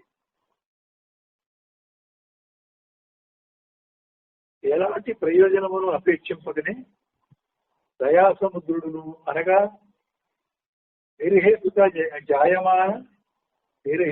జాయమాన అకారణముగా పుట్టినటువంటి కరుణా సముద్రుడును అయిన వాడు సద్గురు. ఇక్కడ ఇంతగా ఎందుకు వర్ణిస్తున్నాడంటే సద్గురువు సాధారణ మానవుడికి ఉండేటువంటి గుణాలకి సద్గురువు యొక్క కరుణ అంటే తప్పకుండా పుట్టే జాలి లాంటిది కాదు అని చెప్పడం. ఇక్కడ నిష్కలంకుడు అన్నప్పుడు సామాన్య మానవులకు ఉన్నటువంటిది కలంకమే. ఇన్ని చేసి కూడా ఆయన నిష్కలంకుడే. అంటే శిష్యుల యొక్క మేలు కోసం ఆయన ఒక మెట్టు కిందకి దిగినట్టుగా వచ్చినప్పటికీ ఆయన యొక్క యథార్థ స్వరూప జ్ఞానానికి ఏ రకమైనటువంటి హాని గాని అవరోహణ గాని మార్పు గాని లేదు. నిరంతరంగా తానుగా ఉంటూనే ఇవన్నీ కూడా జరుపుతున్నాడు. నేనుగానే ఉంటూ మనోవ్యాపారాన్ని సాక్ష్యబోధంగా చేసినట్లుగా సద్గురువు నిర్గుణంగానే ఉంటూనే సగుణ స్థితిలో సృష్టికి ఎటువంటి సంబంధం లేకుండా కేవలం శిష్యుల్ని, వాళ్ళని ఆశ్రయించినటువంటి శిష్యుల్ని వాళ్ళ ఆశ్రమ పద్ధతికి ప్రతిక్రియగా అర్థంలో ఎలా అయితే ప్రతిబింబంగా తప్పనిసరిగా వస్తుందో శిష్యుని యొక్క ప్రార్థనకి ఆ ప్రతిగా ఆయనకి అకారణమైనటువంటి కరుణ దయ పుట్టినప్పుడు ఆ కరుణా కటాక్ష వీక్షణంతో సకల పాపాలు హరించిపోతాయి. ఆ రకంగా ఆ పాప భారం తగ్గినప్పుడు శిష్యుడు తన సాధనలో అధిగమించగలుగుతాడు. అంత శక్తి సామర్థ్యం ఉన్నటువంటి గురువుకి సత్పురుషులే నమస్కరిస్తున్నప్పుడు కొత్తగా వచ్చిన శిష్యుడు మరి తాను ఎంతటి వాడు? ఆ సత్పురుషులే జ్ఞానులే సద్గురువుని ఆశ్రయించి నమస్కరిస్తున్నప్పుడు శిష్యుడు ఆ సత్పురుషుల కంటే ఎన్నో మెట్లు కింద ఉన్నటువంటి వాడు. వీడు ఎంతగా ఆశ్రయిస్తే ఆ స్థితికి వెళ్తాడు. ఇక్కడ ఏం చెప్తున్నారంటే అజ్ఞానులే కాదు, జ్ఞానులు కూడా సత్పురుషులు కూడా సద్గురుకి వంగి నమస్కారం చేసి చేయటం ద్వారా ఆ సద్గురుతో అనుసంధానం జరిగినప్పుడు ఈ సద్గురువు సత్పురుషులకు బంధువు అనే మాట వాడారు. ఇక్కడ 36వ శ్లోకం. సమారాజ్య గురుం భక్త్యా ప్రశ్రయ సేవనై ప్రసన్నం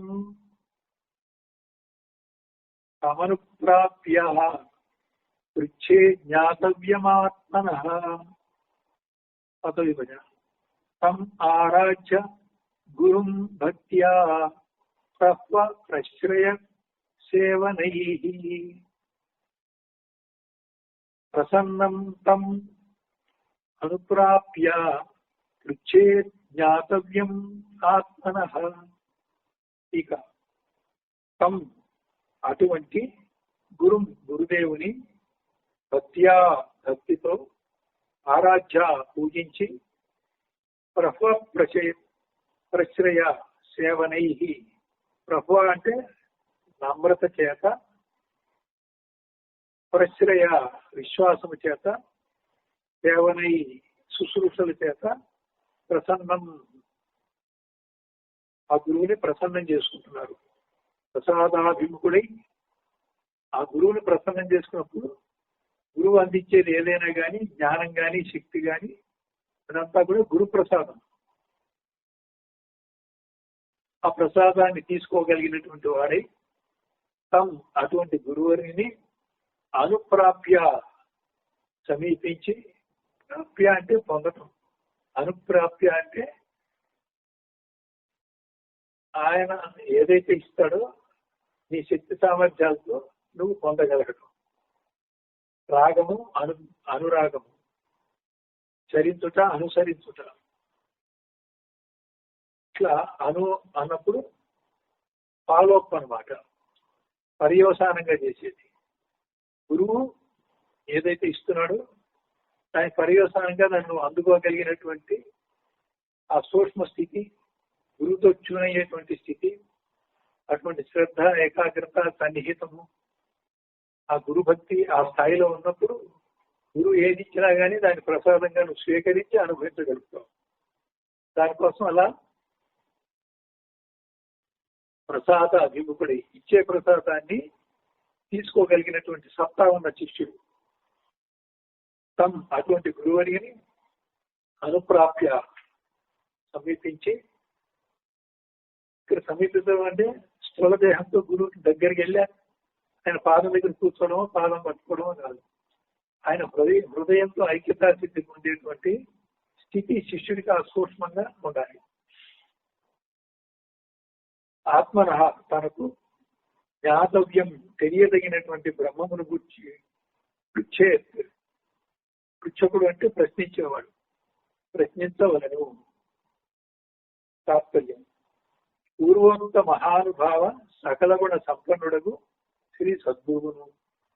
పూర్వోక్త అంటే ముందుగా చెప్పబడి సద్గురుని ముందునే ప్రీతారాలని చెప్పాం. 35వ శ్లోకంలోనే సద్గురు యొక్క లక్షణాలు చెప్పాం. 36లో ఆ లక్షణాలు కొనసాగిస్తూ పై చెప్పినటువంటి గురు యొక్క కళ్యాణ గుణాలు, లక్షణాలు, ఆ మహానుభావులు, మహాన్ అనగానే అవ్యక్తో మహాన్, మహతో మహదహంకార, మహాన్ అంటే మహత్ అనమాట. మహానుభావుడు అంటే ఆ మహత్ అనే స్థానంలో బ్రహ్మజ్ఞాని. మనం నమో బ్రహ్మాభ్యో మహాభ్యో అన్నాం. మహాభ్యో అన్నా కూడా అటువంటి మహానుభావుడు అర్థం. సకల గుణ సంపన్నుడగు. ఈ గుణాలంటే తమో రజగుణ సత్వగుణాలు కాదు, జ్ఞాన వైరాగ్య ఆనందాలు, స్త్రీ యశస్సు ఐశ్వర్యాలు, ఈ 6 ఉన్నటువంటి వాడు. అటువంటి సంపన్నుడగు అంటే భగవత్ స్వరూపుడైన వాడు, భగవత్ స్వరూపుడైనటువంటి వాడు శ్రీ సద్గురువును నిష్కళంక భక్తితో ఆరాధించి, నీ భక్తిలో కూడా ఆయన నిష్కలంకుడే, మన భక్తి కూడా నిష్కలంకం ఉంది. నిష్కలంకం అంటే ఏంటి? తామసిక భక్తి కాకూడదు, రాజసిక భక్తి కాకూడదు. ప్రారంభంలో సాత్విక భక్తి అయినా చివరికి సత్వగుణ అనుసంధానం అయ్యేసరికి ఆ సత్వగుణ భక్తి కూడా పోయి పరాభక్తిలో సత్వగుణం కూడా ఉండదు. ఆ భగవంతుడితో ఐక్యతా సిద్ధి పొందుతాడు. అటువంటి నిష్కలంక భక్తితో ఆరాధించడం అంటే మళ్ళీ ఏ భగవంతుడు ఆరాధిస్తావో ఆ భగవంతు స్వరూపుడు అవ్వాలి. ఆరాధన అన్నా, ఉపాసన అన్నా, అనుష్ఠానం అన్నా ఒకటే. వాళ్ళ బృహదారణ్యక ఉపనిషత్తులు అనేక అనుష్ఠానాలు చెప్పారు. విరాట్ పురుష ఉపాసన అనుష్ఠానం అన్న ఒకటే. హిరణ్య గర్భోపాసన, సూర్యోపాసన, కాలోపాసన, కాలాన్ని కూడా ఉపాసన చేయడం, సంవత్సరోపాసన, ఈ రకంగా అనేక ఉపాసనలు, కొన్ని వందల ఉపాసనలు, మార్గాలు, పద్ధతులు, వాటి వివరణ అంతా కూడా బృహదారణ్యక ఉపనిషత్తులు ఉన్నాయి. ఆ ఉపాసన ద్వారా సగుణ బ్రహ్మ జ్ఞానం వచ్చి నిరపేక్షమందు సగుణ నిర్గుణ బ్రహ్మలు ఒకటనేటువంటి దాంతో ఆ నిర్గుణ తత్వ రూపంగా ఉండిపోతాడు. బ్రహ్మసూత్రాల్లో ఈ ఉపాసనలన్నీ కూడా సమర్థించి సగుణ బ్రహ్మ జ్ఞానం ఉపాసన ద్వారా వచ్చినప్పటికీ నిరపేక్షమందు సగుణము నిర్గుణము ఒకటే. కాబట్టి సగుణ బ్రహ్మని ఒకడు, నిర్గుణ బ్రహ్మని ఇంకొకడు, రెండు బ్రహ్మలు లేవు. క్రియారూపంలో ఉన్నప్పుడు సగుణ బ్రహ్మని ఎవరినైతే పిలుస్తున్నామో నిష్క్రియ నిర్వికల్ప రూపంలో ఉన్నటువంటి బ్రహ్మని నిర్గుణమని పిలుస్తున్నాం. తాను నిర్గుణంగా ఉంటూనే సగుణంగా కూడా ఉన్నాడు. సూర్యుడు మండే గోళంలో, మండుతున్నటువంటి గోళంలో అక్కడక్కడ స్వయంగా మడుతూ ప్రకాశిస్తూ కూడా భూమి మీద దాకా అతని ప్రకాశం వ్యాపకమైనప్పుడు సూర్యుని యొక్క స్థానం వరకు చూస్తే అది నిర్గుణము. ఆ సూర్యప్రకాశం భూమి మీద దాకా వ్యాపించినటువంటిది ఏదైతే ఉందో అది పరమాత్మ, అది సగుణము. పరబ్రహ్మ నిర్గుణము, పరమాత్మ సగుణము. పరబ్రహ్మ వేరు, పరమాత్మ వేరు కాదు.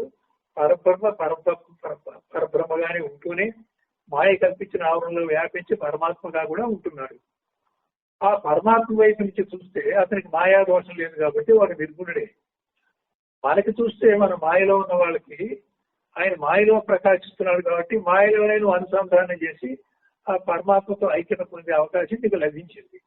ఈ విధంగా చూస్తే పరమాత్మ పరబ్రహ్మ రెండు ఒకటే.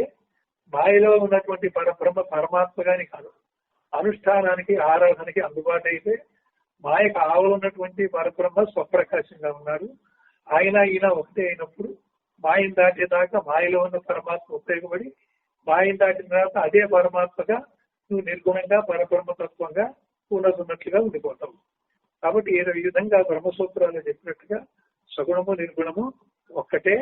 కార్యరూపంలో శిష్యులకి భక్తులకి అందుబాటు ఉన్నప్పుడు అనుష్ఠానాలకి ఉపాసనకి సగుణ బ్రహ్మని మనం ఆశ్రయించినప్పటికీ సగుణ బ్రహ్మ దాకా వెళ్తే ఆయన సగుణంగా నీకు కనబడుతున్నప్పటికీ సగుణంగా నీకు అందుబాటు అయినప్పటికీ స్వయంగా ఆయన నిర్గుణ బ్రహ్మే కనుక సగుణ బ్రహ్మని పట్టుకోవడం అంటే నిర్గుణ బ్రహ్మని పట్టుకోవడమే.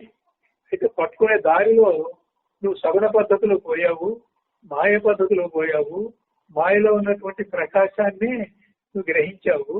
మాయలో ఉన్న ప్రకాశం లేనిది స్వయం ప్రకాశానికైతే తత్వమసి వాక్యాన్ని కనుక తీస్తే ఆ స్వప్రకాశంలో ఉన్న ప్రకాశము ఆ పరమాత్మగా మాయావరణలో వ్యాపించిన ప్రకాశము లక్ష్యార్థాన్ని ఒకటిగా పెట్టుకొని గ్రహించి వాక్యార్థం ఉన్నది మా యొక్క ఆవరణని వాక్యార్థంగా విడిచి నిరావరణ బ్రహ్మతో ఏకత్వం చేసినప్పుడు అది ఇది ఒకటే అని తత్వమసి వాక్యం చెప్పినట్టుగా సగుణ బ్రహ్మ జ్ఞానము నిర్గుణ బ్రహ్మ స్వస్వరూప జ్ఞానము రెండు తత్వమసి వాక్యార్థం ప్రకారం ఒకటే.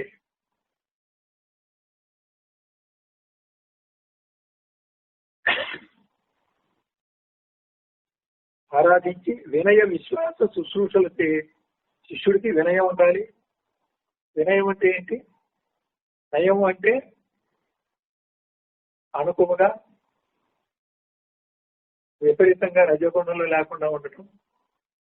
వినయం అంటే విశిష్టంగా నయంగా.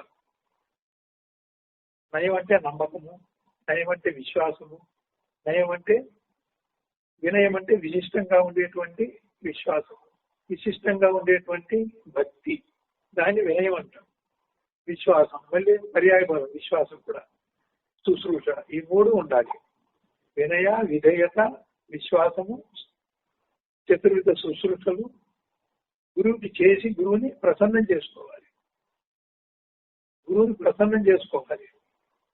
ఎందుకని?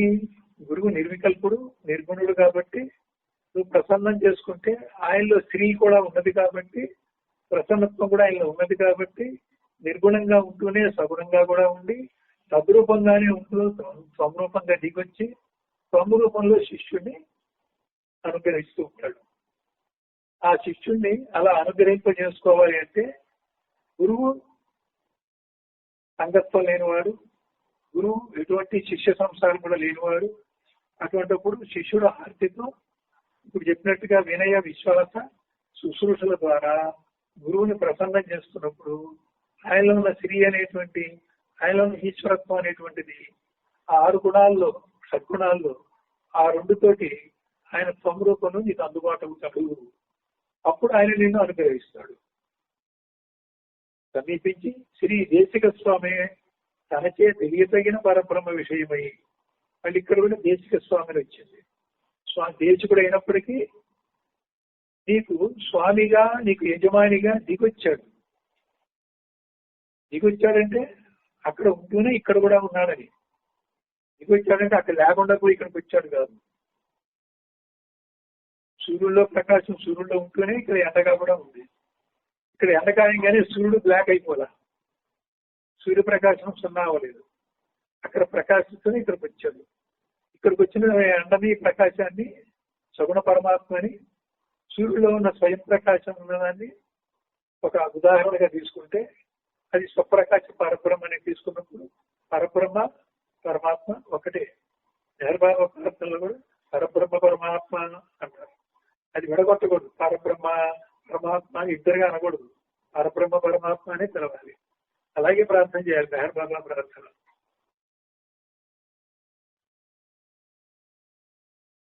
తనకే తెలియదగిన పరబ్రహ్మ విషయమై, ఆత్మ విషయమై ప్రశ్నలు వేయన్నాడు. ఆత్మ విషయమై వేసేటువంటి ప్రశ్నే పరిప్రశ్న.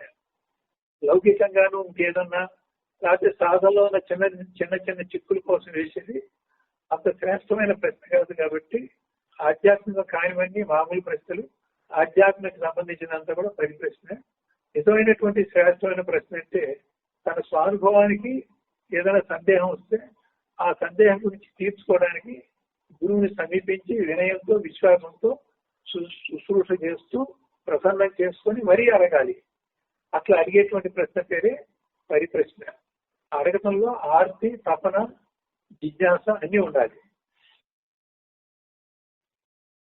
37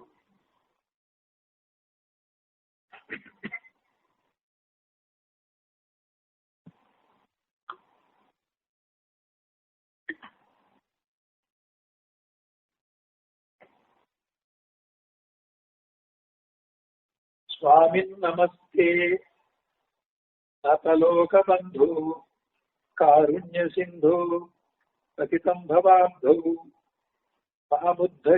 మాముద్ధరాత్మీయ కటాక్ష దృశ్య రుజ్వా అధికరుణ్య సుధాభిరుచ్య.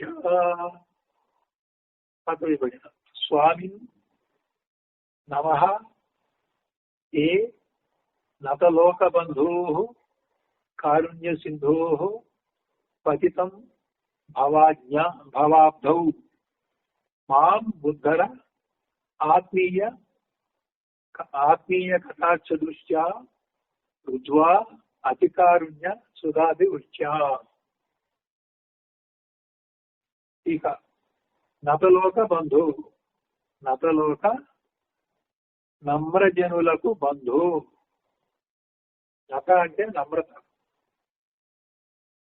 ఈ నత ఏంటి మీరు ఎక్కడ వాడతారంటే తల కిందకి దించుకోవడాన్ని అవనతం అంటారు.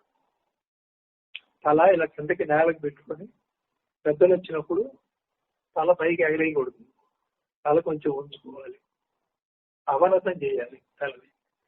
నతం అంటే దించటం. నతలోక అంటే నమ్రత, గౌరవం ఉండటాన్ని నత అంటారు. నతలోక అంటే జనులు, నమ్రతగా ఉన్నటువంటి జనులకు బంధువైన వాడ, కారుణ్య సింధు దయా సముద్ర, స్వామిన్ ఓ స్వామి, తే నీ కొరకు నమః నమస్కారం. నీ కొరకు నమస్కారం అంటే ఆయన బ్రహ్మ కాబట్టి నీకు బ్రహ్మజ్ఞానం కోసం నమస్కారం.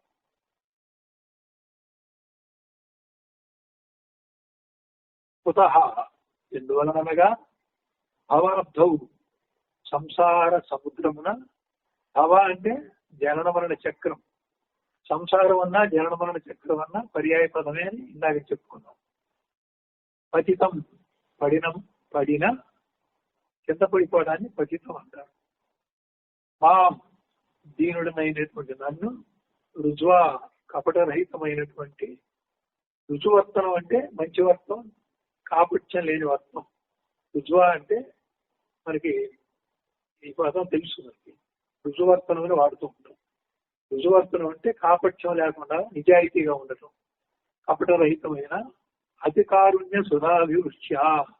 అధికారుణ్య సుధా అంటే మిక్కిలి కరుణ రసామృతము యొక్క అభివృష్ట్య అతివర్ష రూపమైనటువంటి ఆత్మీయ కటాక్ష దృష్ట్యా. ఆత్మీయ అంటే నీవు నేను వేరు కాదు ఒకటే అనేటువంటి దాన్ని ఆత్మీయత అంటాం. కటాక్ష దృష్ట్యా అంటే శిష్యుని తన గురువు తన హక్కున చేర్చుకుంటాడు.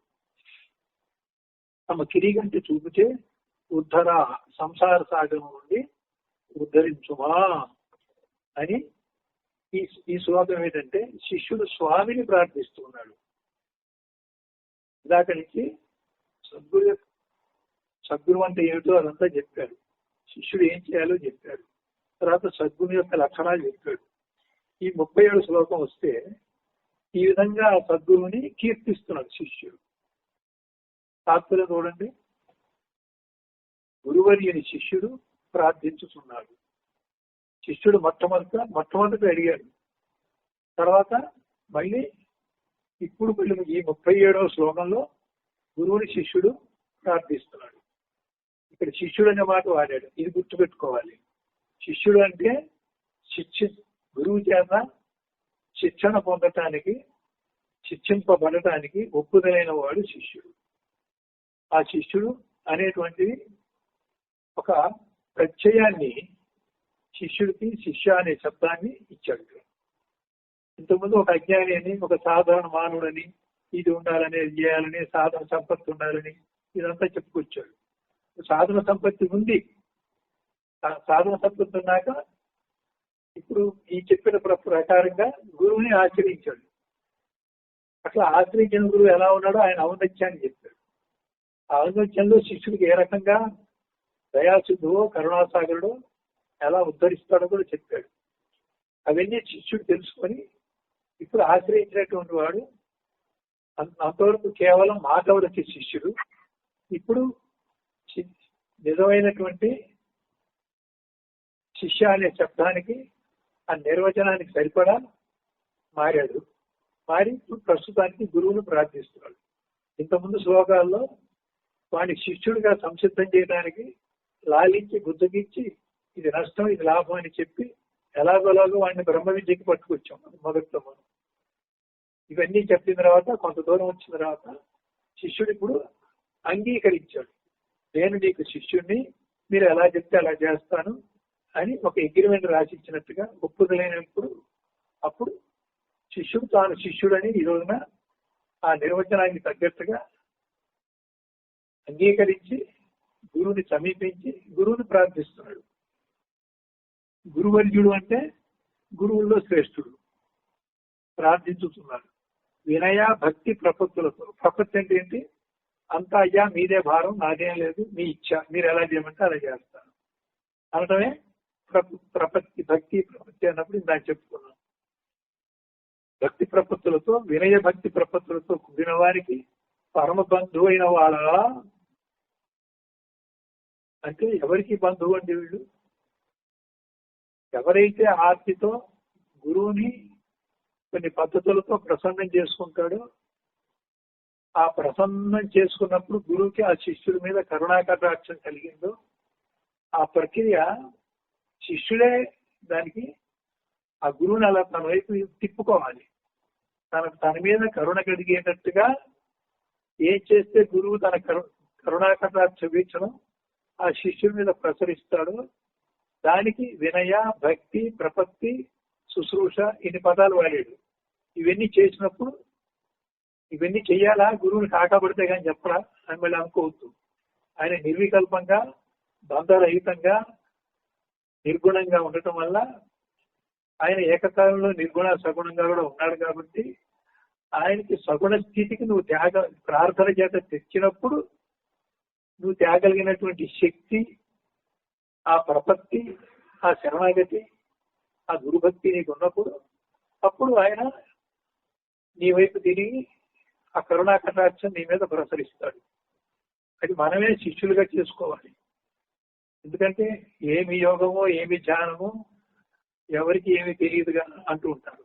ఆ ధ్యానం అంటే ఎవరి గురించి ధ్యానం చేస్తాడు? నిర్గుణ బ్రహ్మ తానైనటువంటి స్థితిలో ఉండటమే ధ్యానం అన్నా తపస్సు అన్నా అదే అన్ని అదే. విష్ణుమూర్తి తపస్సు చేస్తున్నాడు అంటే ఆ విష్ణు స్వరూపమైనటువంటి స్వానుభవంలో నిష్ఠయే అక్కడ తపస్సు. శివుడు ధ్యానం చేస్తున్నాడు అంటే ఆ స్వస్వరూప నిష్ఠయే అక్కడ ధ్యానం. మనం ధ్యానం చేయటం వేరు, వాడు తపస్సు ధ్యానం చేయటం వేరు.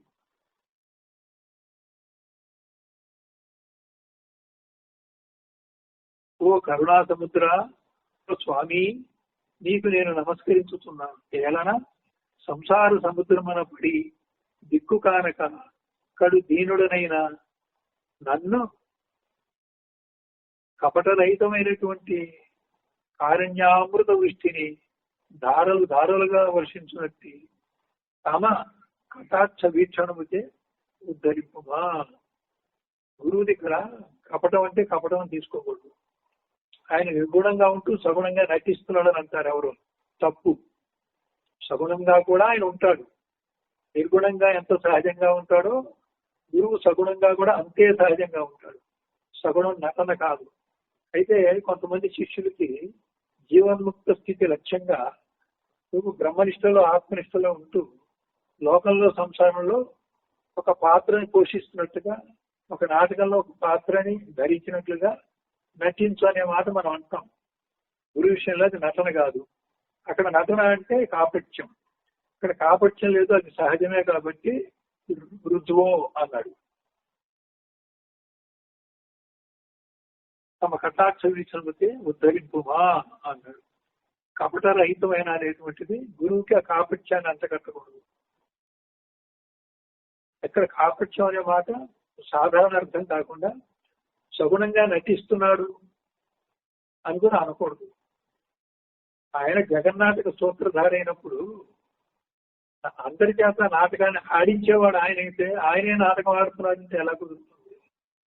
కాబట్టి కపటరహితం అనే అర్థాన్ని సగుణంగా ఉంటూ కూడా అక్కడ కూడా సహజంగానే ఉన్నాడు. బ్రహ్మసూత్రాలను చెప్పినట్టుగా సగుణ నిర్గుణ రెండు బ్రహ్మత్వాలు కూడా ఆయనలో ఉన్నాయి.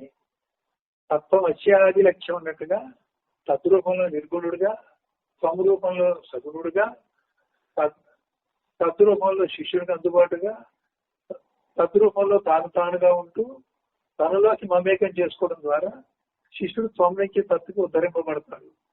ఈ ప్రక్రియ అంతా కూడా తత్వమసి అనేటువంటి టోటల్ వాక్యానికి అర్థరూపం, లక్ష్య రూపం గురువు.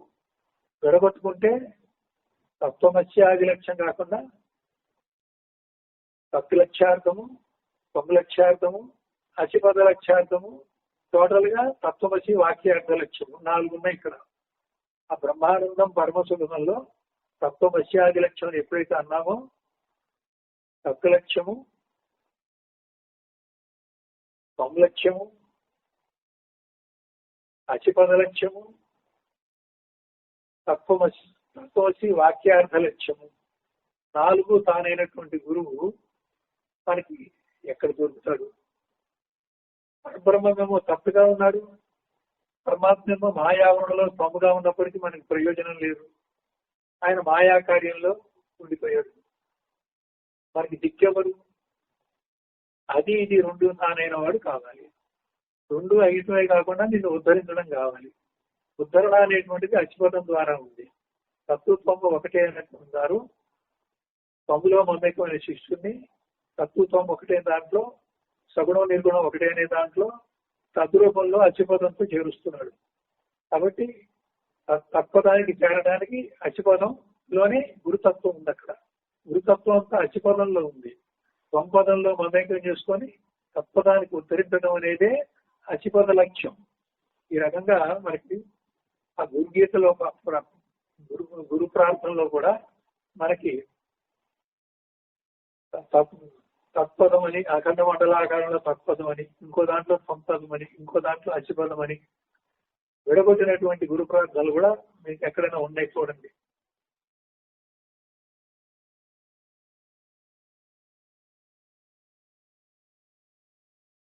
ఇక్కడ గురు యొక్క గొప్పతనాన్ని, గురు శిష్యుడికి అందుబాటు అయ్యేటువంటి విధానాన్ని వర్ణించాం. అది తెలుసుకున్నటువంటి శిష్యుడు మొట్టమొదటిసారి ఈ శ్లోకంలో గురువుని ప్రార్థించి నన్ను ఆదుకో, నన్ను రక్షించు, నా సంసార బంధం నుంచి విడుదల చేయని అడిగాడు. అంటే ఆ భావంతో ప్రార్థించాడు. అర్థించడం, ప్రార్థించడం రెండు ఉన్నాయి. అర్థించడం అంటే అడగటం, కోరటం. మళ్ళీ ప్రా అనే శబ్దం ఎప్పుడైతే వచ్చిందో ఇది ఆధ్యాత్మికంగా పారమార్థికంగా ఉన్నప్పుడు ప్రా అని పెట్టాలి. ప్రార్థన, ప్రార్థన, ప్రార్థించుట, అర్థించుట, ప్రార్థించుట. మామూలు లోక వస్తువులు కోరటాన్ని అర్థించుట అంటారు. ఆత్మజ్ఞానానికి సంబంధించినటువంటి దాన్ని ప్రార్థన అంటారు. అది దైవ ప్రార్థన కావచ్చు, గురు ప్రార్థన కావచ్చు. కాబట్టి ఇక్కడ ప్రార్థించడం కూడా ప్రతి పదం కూడా మనం తెలియకుండా వాడతాము. కొంచెం విడగొట్టుకుంటే దాని ఔన్నత్యము ఆధ్యాత్మిక పరంగా వాడేటువంటి ఒక శ్రేష్టత్వము దాంట్లో గోచరిస్తుంది. అందుకని ఈ పదాన్ని నేను ఇంతగా విడగొట్టి ఎందుకు చెప్తున్నానంటే ఎవరికి వాళ్ళు చదివితే వ్యావహారంగా మనం వాడేటువంటి పదం యొక్క అర్థాన్ని తీసుకుందాం. దాని ఔన్నత్యము పారమార్థికంగా ఇంత ఉందా అన్నట్టుగా మనకి తెలియదు. కాబట్టి ప్రతి పదాన్ని కూడా ఈ రకంగా విడగొట్టి సామాన్యంగా వాడే అర్థం ఏమిటి, ప్రత్యేకంగా ఆధ్యాత్మిక ప్రగతి కోసం, విషయం కోసం, విషయాన్ని అర్థం చేసుకోవడం కోసం ఈ పదాన్ని ఎలా వాడతాము అనేది.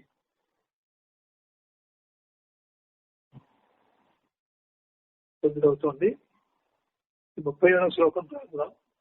రేపు 38 శ్లోకం.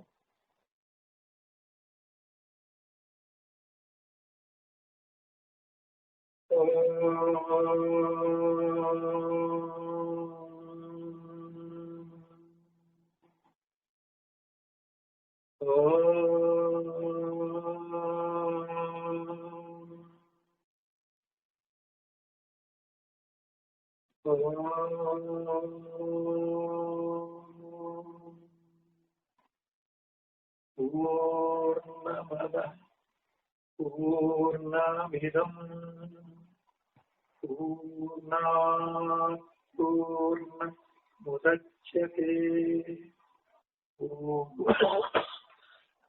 పూర్ణస్య పూర్ణమాదాయ పూర్ణమేవావశిష్యతే. ఓం తత్సత్. ఓం శాంతి శాంతి శాంతి. హరి